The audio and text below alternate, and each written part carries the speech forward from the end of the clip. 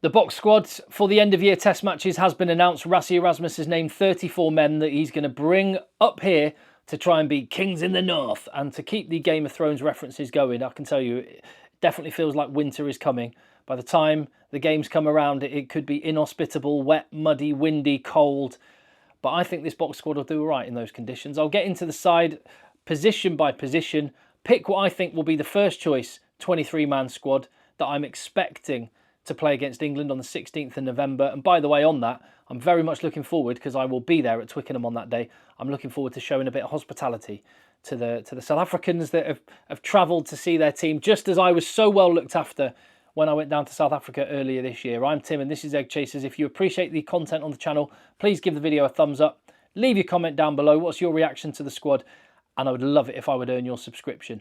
As I said, I was looked after, so I thought I would wear one of the several shirts that I accumulated while I was in South Africa. This one, Affy's Old Boys, which is just a stone's throw from Loftus-Versfeld, where Cameron Hanekom plays his rugby, and he is not in the squad. One of many talking points. 4 World Cup winners back in the squad. That's another. I'll get into that, but I just want to remind you, I am leading a one-man crusade to get this guy at least nominated for World Player of the Year. He would be, and this is outrageous that this is the case, he would be the first prop that has ever been nominated, let alone won World Player of the Year. Isn't that scandalous that no prop's ever even been nominated? And the scrum is such an important part of our sport. This needs to happen. So I'm getting the kind of marketing materials going, prop gun being one of them. There's more where that came from, but let's get into the box squad then. 34 names for the 3 test matches against Scotland on the 10th of November, England on the 16th. As I say, I will be there for that and cannot wait. And Wales on the 23rd. Wales, delighted by this squad announcement because Cameron Hanekom is not selected. And they're probably still holding out the thinnest of thin hopes that he might one day pull on the Red of Wales. Never gonna happen, but let's get into it. There were before the Rugby Championship, a load of injured players for South Africa, most of whom have recovered.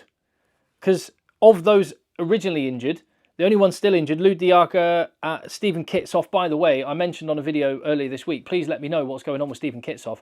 And I gather he's waiting for a prognosis on what could be a serious and potentially career-ending neck injury. So really hoping that that isn't the case. And we haven't seen the last of the spicy plum, wearing green of South Africa or even the blue of the Stormers, or just able to play rugby full stop. So yeah, hoping that's not the case.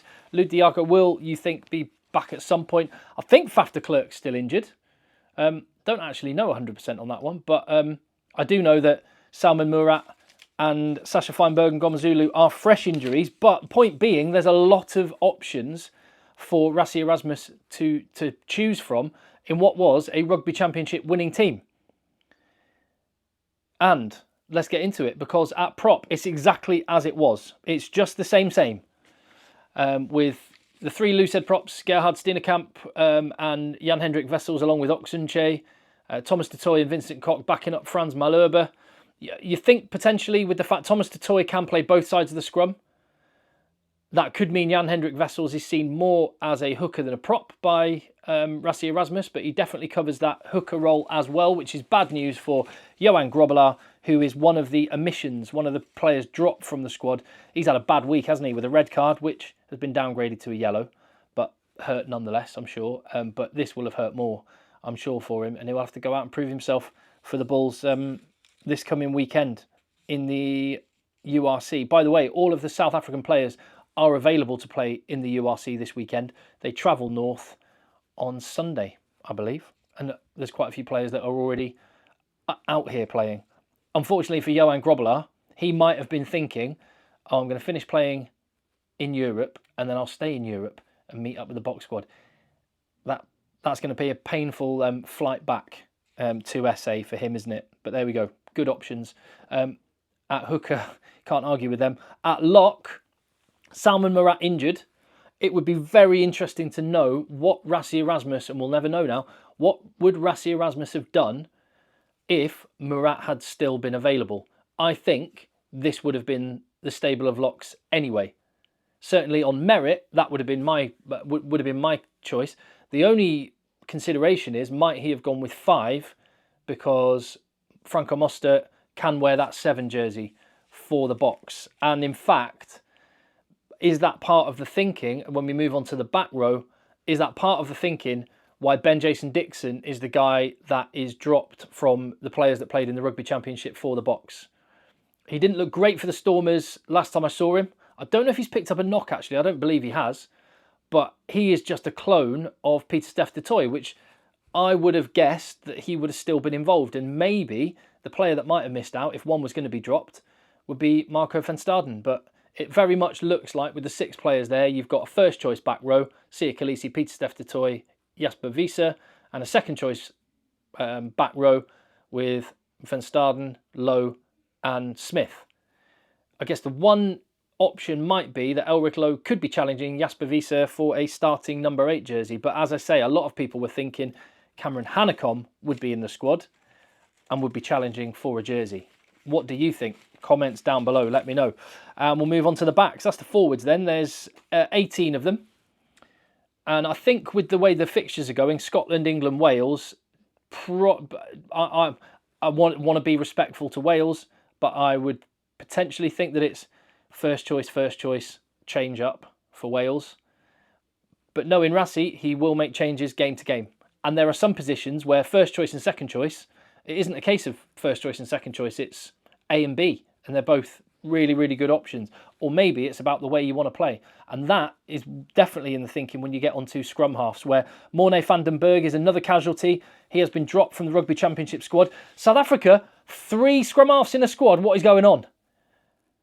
Is Rassie going back to like normal selections now? No, surely it has to be like 4 or 5 scrum halves in a squad. How can you cope otherwise? But there you go. Jaden Hendrickse is back. Who's going to be the starting scrum half? I haven't got a clue. And I'll come on to that. But there are 3 positions in this box side where it's up in the air and up for grabs. And I don't know what's going to happen. Scrum half being one of them. 3 really good options. Same at fly half. No Sasha Feinberg and Gomazulu. What would have happened then? And who would have had the starting job then? I haven't got a clue. But even with just 2 of them, I still don't know. Libbok, Pollard. I'll come on and tell you what I think the strongest 23-man squad is in just a minute. I'd love to know what you think. Centres feels very settled there as well, with Esterhuizen back alongside Dialende as the 12 options, although Lukhanyo Am did play a bit of 12.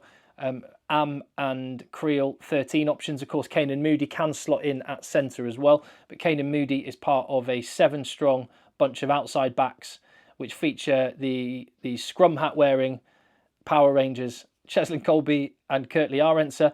On that scrum hat wearing Power Rangers, Edwill van der Merwe is back, but is not in the squad. And Makazole Mapimpi has looked good, but how long before van der Merwe gets himself back in? Kane and Moody is back, a sort of utility back option. And then this, right? So I did a video earlier about the New Zealand team for Japan, and I said that maybe the New Zealand winger jersey is the most hotly contested shirt in World Rugby. I also said that the South African 10 jersey is one of them. I said that the England 7 jersey is another, Wales' 7 jersey, and I mentioned a few different positions in different countries where there's a lot of really good players vying for that. How I did not mention the South Africa 15 jersey, I don't know. That little game, Sleep With, Marry and Kill, or Shag, Marry, Avoid, whatever you want to call it, where you have 3 options and you have to pick 3 people. Do that in a rugby context with these 3. And this is what Rassie Erasmus is actually going to have to do. Start, bench, drop. Willie le Roux, Apelele Fassi, Damien Willemse. How on earth do you pick? And there are some positions, aren't there? I think when I look at the 9, the 10 and the 15, actually the decision-making positions on the field, quite often the brains of a team, I don't know what combination. Honestly, I think you could pick the best option by putting all of those names into a tombola and just picking them out randomly. Oh, today it's Hendrickse, Libbok and Willemse. Next time it's Williams, Pollard and le Roux. Whatever combination of all of these players, it's really, really good. I guess that's a great place to be, but there are times, aren't there, where almost it's... Well, they talk about it in American football.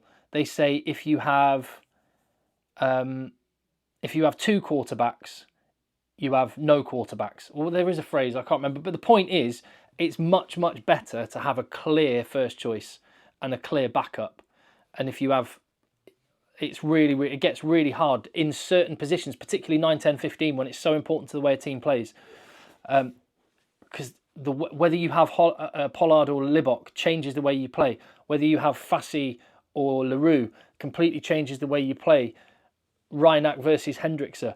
So great options to have. But what way is it going to go? I haven't got a clue. This is what I've gone for as a 23, but I change my mind all the time. Like I've put it down now, so I can't move. But now I've got there, I'm thinking, how did I not have Roux? Because he's so good. And then how have I not got Willemse? Because he's amazing. But there's the 23 I've gone for.